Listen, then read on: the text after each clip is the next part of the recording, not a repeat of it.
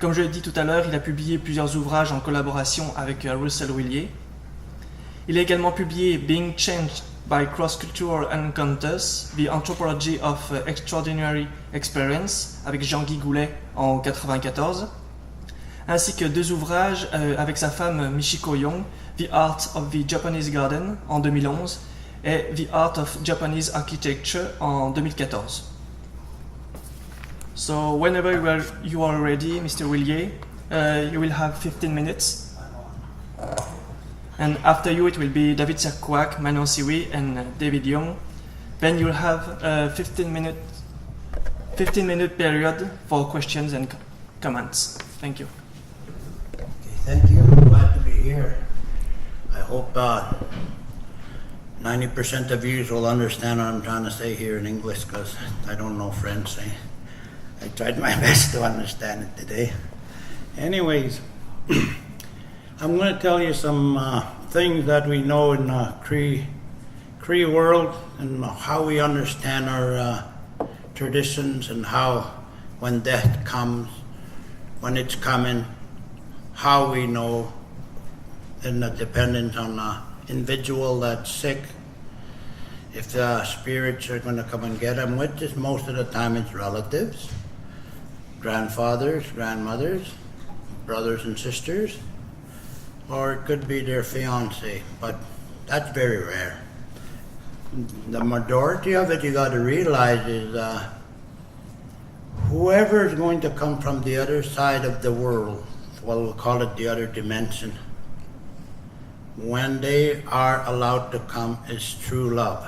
Love is the only thing that will allow them to come across to the one that's still alive here.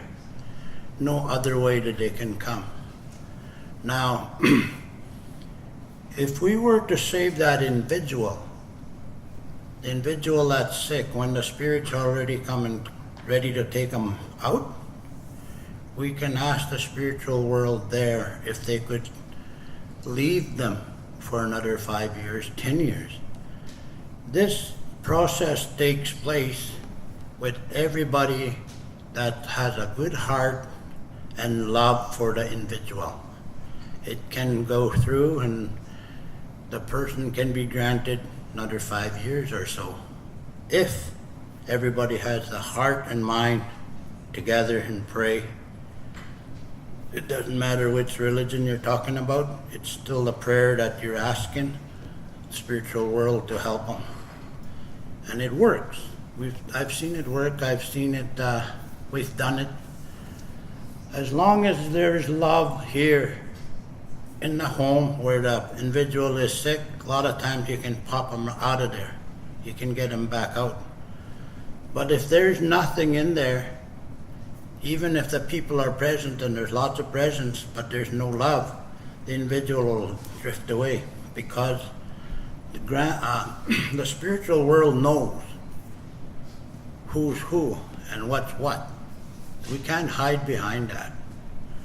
So when somebody asks for an individual to be doctored or asks to be helped so we can ask for another few more years, it all depends on the love of the people all around them, the grandchildren, the parents, and everybody else. Now what you have to realize, love is the most important thing. That's the only steering wheel we have in the next dimension. In the book of the Black Book, we call it, they express that where love is very important at all times, which we know from in our religion part it is. That is your only steering wheel in the next dimension. And that's the one that can actually go, let you down, come and get your loved one, or whoever it may be, great-grandson, that you'll be allowed to go pick them up, bring them to the other dimension. Once you understand that, when the individual is sick, we'll call it ready on his deathbed, now he can foresee the other dimension. He could see them.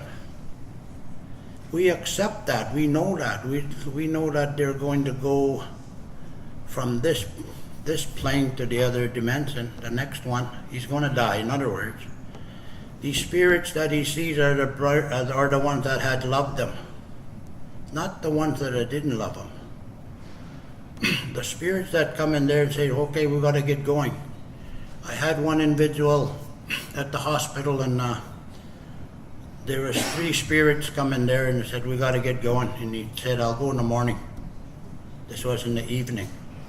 He said, I want to talk to my grandchildren and so forth. He said, give me a few hours.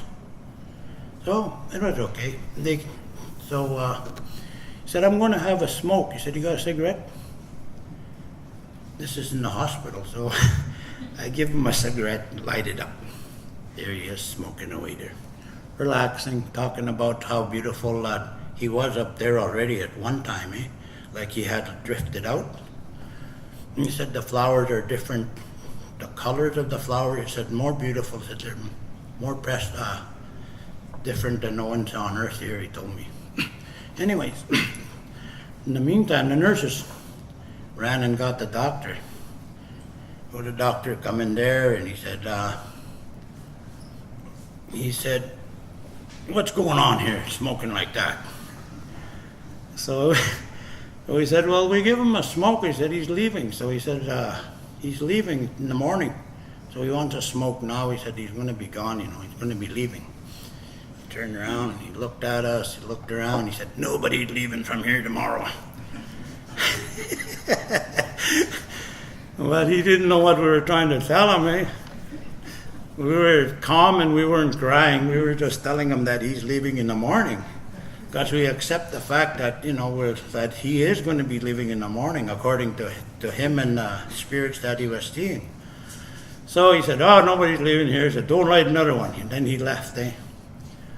So the next morning he died. Like he died in the morning, like he said. So in the morning when I saw the doctor, I said, did he leave?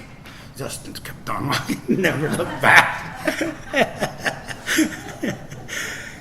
Yeah, but we have to accept the fact that if they see others that are on the other dimension and they're sick, that means they're close to death. That's one of the things that we are gifted with. And if we understand it, we're not scared of it. Now, let's say if this guy just told me his brother is standing here trying to talk to him, maybe he's going to have a heart attack, These things that you have to accept over here, have an open mind on it, and it'll be easier with everybody across the world if they accept it and understand it instead of they're pushing it underneath all the time. That's what we have been doing. Hi.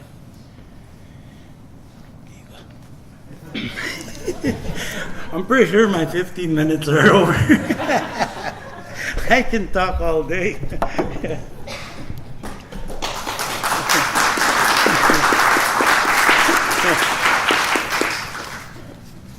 Koy na mi chak tung of lak. Am da ko we tung amat na pung alu. Kaya ko yung malaga mo. Tama nga au la chia lok tung am da. Koy na mi pung ami hunik. Tama ni daw ma ikbakak lumilo. Am makaupat ay gyud na pung adwa mo. Tu kaya luk tak pita.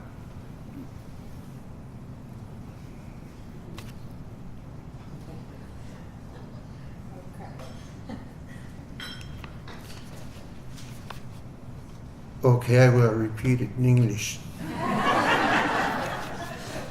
First of all, thank you very much to people who invited me to Laval.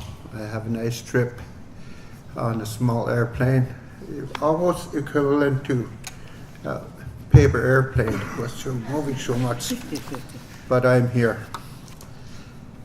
And again, thanks to people who invited me, Frederick Matna. I was less than 10 years old while I was being raised in your terms, in primitive way, or the Inuit way, where in my young mind, I see a shaman. and under him was a group leader. Then there was my father and mother. That kind of system. But that was also short-lived. I was less than 10 years old when we were asked to move all from that to new location. I don't mind telling you, I'm 65 today.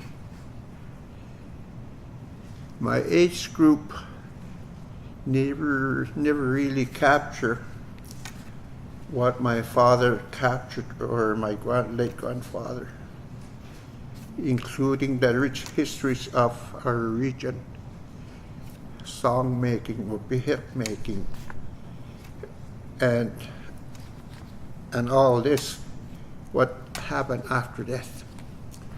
So in the next few 10 minutes, I'd like to share some quotes with you that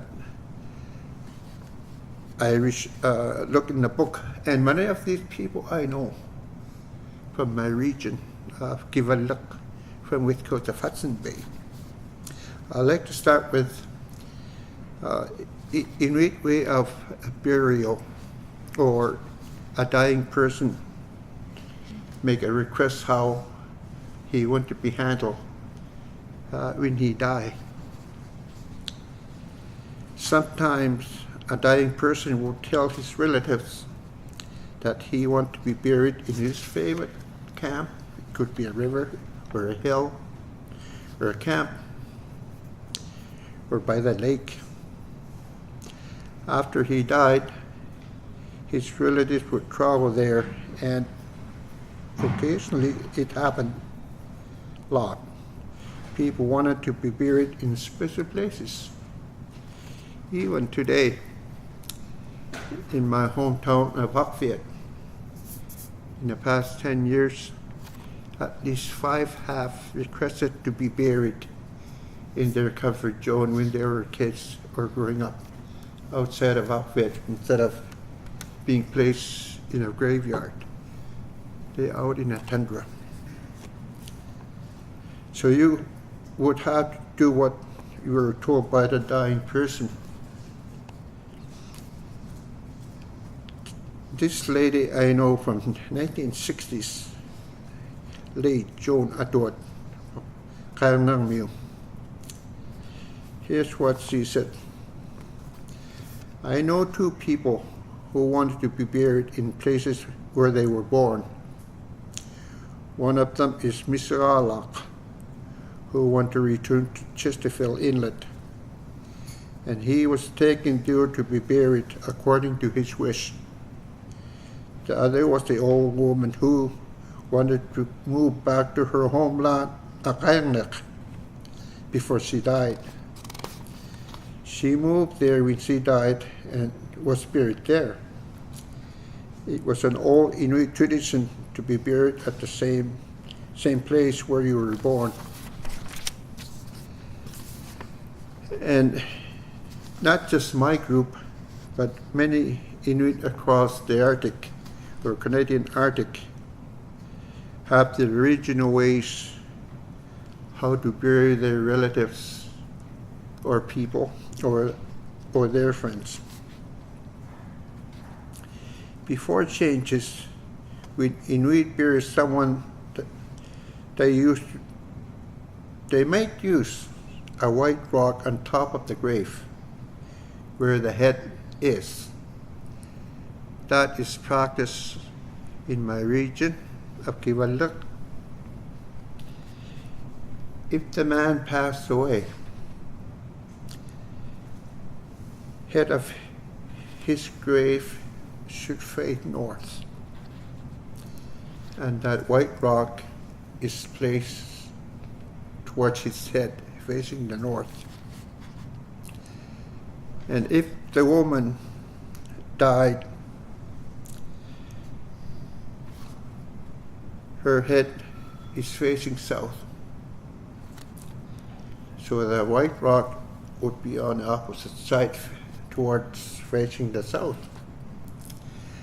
That is also indication of north wind and south wind. simple reason. In the old days, men are men who can do lots of physical, hard stuff. Many times, women too. Here is a simple reason: because a woman get cold easily, so they will always bury their heads facing south, like this. Wind coming from the north, their back is facing the north. That is the reason. And also a quote from very famous late Reverend Armin Tagongla once says, also in the past, a dying Inuk would ask his Inuit not to bury him with rocks on top of him when he died, so he can be free to help people that are in need help. If that is the wish of the dying person, so it will be.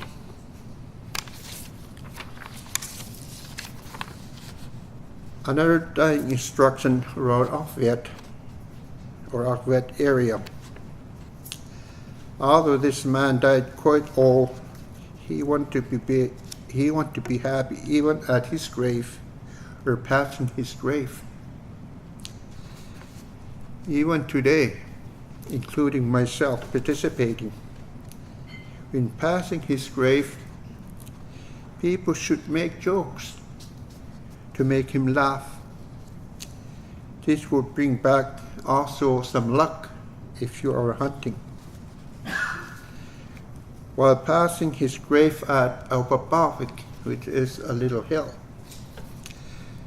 so he left his wish for people to stretch the rim of their eyes wide open as a joke, like this. When you pass that hill, you're Aupapavik, like this. And I've done that many times, even last summer. This practice is still carried out today, just north of my hometown of Akvet. I want to talk about something that's not practiced today, but it's also in our history. Infanticide of babies, elderly, and sick. That sickness may be without a cure. Also, a generation or two before me, a person, usually an elder sometimes, or ill person, may instruct his or her family or the caretakers to leave him or her behind in an igloo, in a shelter, and so on. So that is carried out. In our culture, children of both genders are loved intensely. In a distant past, some Inuit groups at certain times faced starvation because game was scarce. It was a struggle to survive. During this time, the survival of the group depends upon hunting skill of the men. Boy babies are most desired since they would become future hunters and providers of the group. Births were generally 2 or 3 years apart. It was deemed for the best female to be killed at birth in order to increase the chance of having a son. Inuk or Inuit believe that when you name your child after a dead relative, that person lives again in the name, in the spirit of the dead. So, for example, One more minute. For example, when my late mother passed away, we were devastated. Shortly after, my middle daughter had a baby, and we named her Kaho. And we put on our focus on that little baby. My mother was born again. So also, the naming relationship bring comfort to many who have lost relatives. Half a second. When my mother died, at her funeral, her friends said to me inside the church, "Do you want to go to a drum dance tonight?" I almost say, "No, I don't." I was still in the church with everyone, and I said yes. The night came. We had a drum dance, just a small group of my mother's friends, my brother, my late Uncle Casimir. We had a dance, private dance. We each take turn. And I was still reluctant, but I picked up the drum. And probably, I think I danced to 2 songs. By end of the second song, I felt very good, even though we just buried my mother today. Elders know how to celebrate and mourn with you, so I will never forget that evening. I will stop there.